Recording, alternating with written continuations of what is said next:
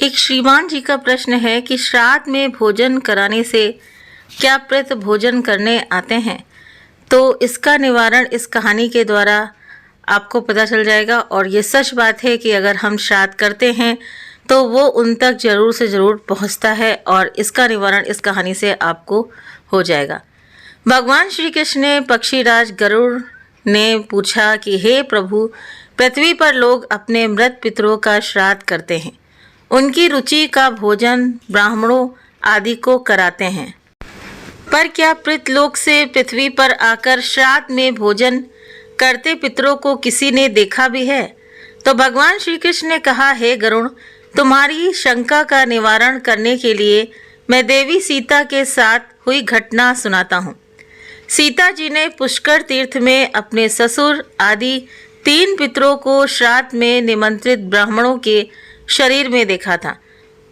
वो कथा सुनो। गरुड़, ये तो तुम्हें ज्ञात ही है कि श्री राम अपने पिता दशरथ की आज्ञा के बाद वन गमन कर गए, साथ में सीता भी थी। बाद में श्री राम को ये पता लग चुका था कि उनके पिता उनके वियोग में शरीर त्याग चुके हैं।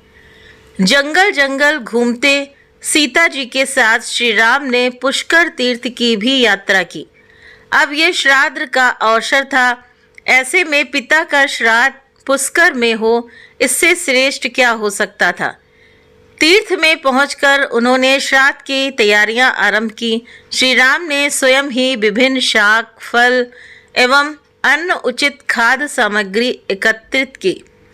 जानकी जी ने भोजन तैयार किया। उन्होंने एक पके हुए फल को सिद्ध करके श्री राम जी के सामने उपस्थित किया। श्री राम ने ऋषियों और ब्राह्मणों को सम्मान सहित आमंत्रित किया।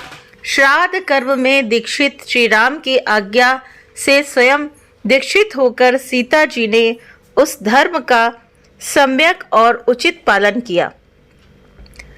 सारी तैयारियां संपन्न हो गईं। अब श्राद्ध में आने वाले ऋषियों और ब्राह्मणों की प्रतीक्षा थी। उस समय सूर्य आकाश मंडल के मध्य पहुंच गए और कुतुब मुहूर्त यानी दिन का 8वां मुहूर्त अथवा दोपहर हो गई थी। राम ने जिन ऋषियों को निमंत्रित किया था वे सभी आ गए थे। श्री राम ने सभी ऋषियों और ब्राह्मणों का स्वागत और आदर सत्कार किया तथा भोजन करने के लिए आग्रह किया। ऋषियों और ब्राह्मणों को भोजन हेतु आसन ग्रहण करने के बाद जानकी अन्न परोसने के लिए वहां आईं। उन्होंने कुछ भोजन बड़े ही भक्ति भाव से ऋषियों के समक्ष उनके पत्तों के बनी थाली में परोसा। वे ब्राह्मणों के बीच भी गईं, पर अचानक ही जानकी भोजन करते ब्राह्मणों और ऋषियों के बीच से निकलीं और तुरंत वहां से दूर चली गईं। सीता लताओं के मध्य छिपकर जा बैठी। ये क्रियाकलाप श्री राम देख रहे थे। सीता के इस कृत्य से श्री राम कुछ चकित हो गए। फिर उन्होंने विचार किया, ब्राह्मणों को बिना भोजन कराए साध्वी सीता लज्जा के कारण कहीं चली गई होंगी। सीता जी एकांत में जा बैठी हैं। फिर श्री राम जी ने सोचा, अचानक इस कार्य का क्या कारण हो सकता है, अभी ये जानने का समय नहीं है।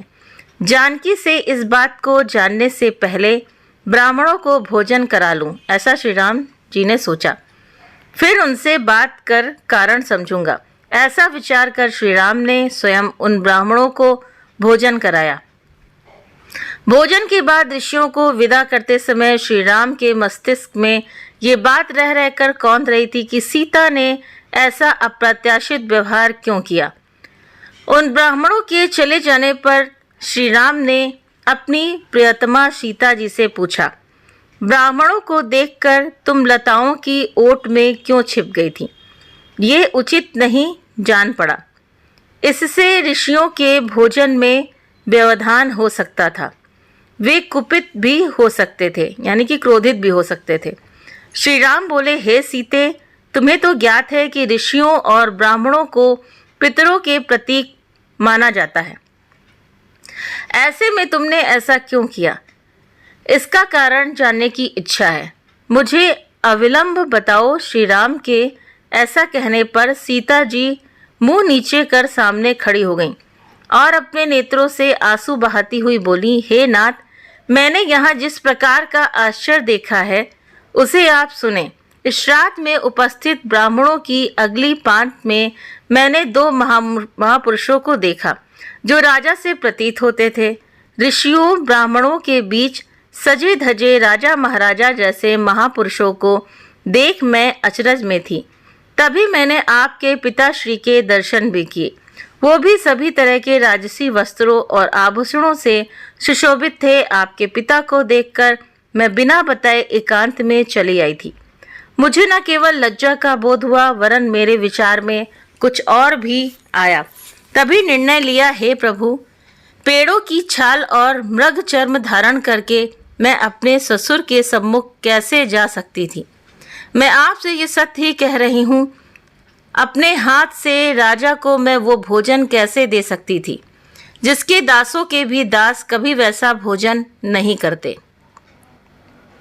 मिट्टी और पत्तों आदि से बने पात्रों में उस अन्न को रखकर मैं उन्हें कैसे देती। मैं तो वही हूँ जो पहले सभी प्रकार के आभूषणों से सुशोभित रहती थी और आपके पिताश्री मुझे वैसी स्थिति में देख चुके थे। आज मैं इस अवस्था में उनके सामने कैसे जाती, इससे उनके मन को भी क्षोभ होता। मैं उनको क्षोभ में कैसे देख सकती थी, ये क्या कहीं से उचित होता। इन सब कारणों से हुई लज्जा के कारण मैं वापस हो गई और किसी की दृष्टि न पड़े इसलिए सघन लता गुल्मों में आ बैठी। गरुड़ जी बोले, हे भगवान, आपकी इस कथा से मेरी शंका का उचित निवारण हो गया कि श्रद्धा में पितृगण साक्षात यानी कि श्राद्ध में प्रकट होते हैं और वे श्राद्ध का भोजन भी ग्रहण करते हैं। तो ये सच बात है कि जब किसी की मृत्यु हो जाती है तो हम उनका श्राद्ध करते हैं यानी कि 13वीं करते हैं। इसीलिए जो 13वीं होती है वो 13 दिन बाद ही की जाती है। जैसे आज का चलन है तो लोग दूसरे तीसरे दिन बाद ही कर देते हैं, लेकिन 13वीं हमेशा 13वें दिन पर ही करनी चाहिए, क्योंकि इससे जो होता है और जो पितरों को श्राद्ध हम देते हैं, बात यहाँ पे ये हो रही है, जैसे उनका प्रश्न था कि पितरों को अगर हम देते हैं तो वो जाहिर सी बात है कि उनको मिलता है अगर हम देते हैं उनको, इसीलिए जो पितृ विसर्जन होता है तो उसमें करना चाहिए। लेकिन सबसे बड़ी बात है कि उसमें आप जो नियम करते हैं वो करें, जैसे कि श्रीमद् भागवत गीता का पाठ जरूर से ज़रूर करें। आप उसके सामने जल रखें लोटे में और उसमें तुलसी का दल डालें और उसके बाद श्रीमद् भागवत गीता का पाठ करके आप उसको पूरे घर में छिड़कें। तो इससे ये होता है कि जैसे श्राद्ध में वो होता है ना कि जैसे पितरों को हम जब देते हैं, जैसे श्राद्ध आता है तो पितरों को देते हैं तो उनको वो वहाँ तक पहुँचता है। तो आपके द्वारा दिया गया जो भी आप उनको अर्पण करते हो तो वो उनको ज़रूर से ज़रूर मिलता है। और आपकी जो भी इच्छा हो देने की, जैसे आप ब्राह्मणों को भोज कराएं या आप उनको मतलब जो कुछ देना चाहें वो भी दे सकते हैं, तो उनके द्वारा दिया गया हुआ वो उन तक ज़रूर से ज़रूर पहुंचता है। तो उम्मीद करते हैं कि आपकी जो समस्या है यानी कि आपके प्रश्न का निवारण हो गया होगा। तो उम्मीद करते हैं कि इस कहानी से आपको ये जानकारी स्पष्ट हुई होगी। वीडियो पसंद आया तो वीडियो को लाइक करें, चैनल पर पहली बार है तो सब्सक्राइब करना ना भूलें। आप अपने कमेंट करके भी ज़रूर से ज़रूर बताएं कि आपका निवारण किस प्रकार कैसे हुआ या नहीं हुआ। आप सभी के सहयोग के लिए बहुत बहुत दिल से धन्यवाद, शुक्रिया।